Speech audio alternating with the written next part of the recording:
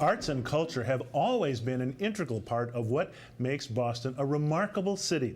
Over a year ago, the city of Boston launched Boston Creates, a process designed to create a cultural plan for the city.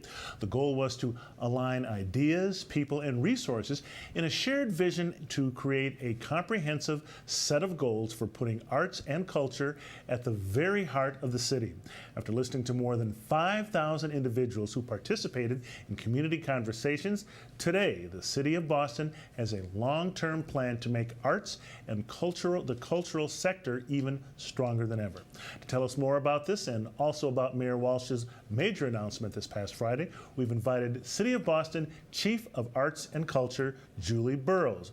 Welcome back to Urban Update, Julie. Thanks for coming in. Thanks so much. It's a pleasure to be here. It's great that you're back, and we can start things off by giving our viewers an update on Boston Creates and where it stands a year after you sort of launched the process. Yeah, we had an incredible process, very participatory. Lots of people were engaged, and they really told us about their issues. What are the challenges? What are the potential that Boston can achieve by bolstering its arts and culture sector? So we heard a lot about the need for resources and leadership, support for the infrastructure, support for artists. They have a hard time making it in Boston, and that's what the plan is really focused on. I was going to say, what are some of the most prevalent findings that you've had from all these community conversations? Yeah, we heard a lot about the need for more inclusion and equity and access to the arts. We heard a lot about the need for space, and even for those who have spaces, to keep those spaces sustainable. And then we did hear a tremendous amount from artists themselves about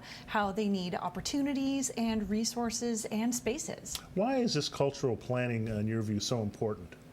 Well, Boston is blessed with some fantastic cultural assets, and they've been around for as long as Boston has been around. But the truth is that not everybody in Boston can access the benefits of participating in arts and culture. The arts tend to be clustered in certain parts of the city, and there's a lot of barriers to access. So we think we can do a better job of making the arts more accessible to everyone in Boston. So what are some of the long-term goals and visions that you have? Yeah, some of the long-term goals are to increase the access to arts and culture, to have more plentiful and sustainable spaces all throughout Boston, to grow the resources for the arts, and for Boston to really be known, as well known for its amazing arts sector as it is for sports and history.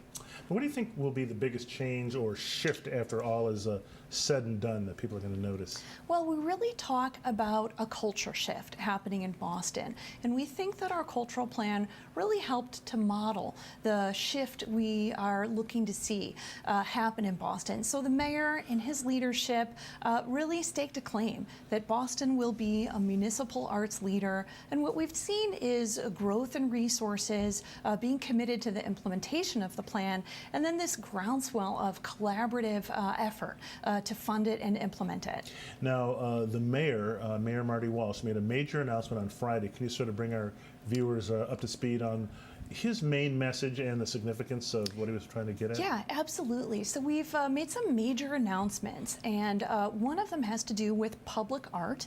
And so we'll be instituting a Percent for Art program, which means that we'll leverage the city's capital investment, and major municipal buildings will have public art incorporated in their design. We'll also be incorporating artist units in all of the Boston Public Housing Authority developments. So as they're redeveloped and renovated, there'll be units set aside for artists. And then we're really excited about a major pool of funding that's been announced by the Boston Foundation with seed funding for 3 years and an major investment by the Barr Foundation. And this is going to be a pooled collaborative fund for small arts organizations to create new works. Okay, and lastly, how does all this play into the city's master planning process, the quote-unquote Imagine Boston 2030 project? This is an incredible opportunity for us to have the goals of the cultural plan manifest in this wider plan. And one of the first things we'll be doing is incorporating the concept of arts innovation districts in the cultural plan, in the Imagine Boston 2030 plan.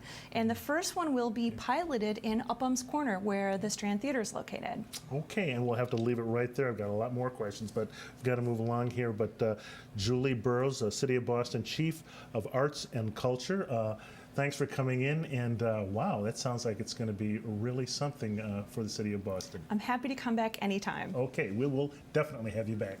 Okay, when we come back, teaching inner city kids to play lacrosse. Details right here on Urban Update. We'll be right back.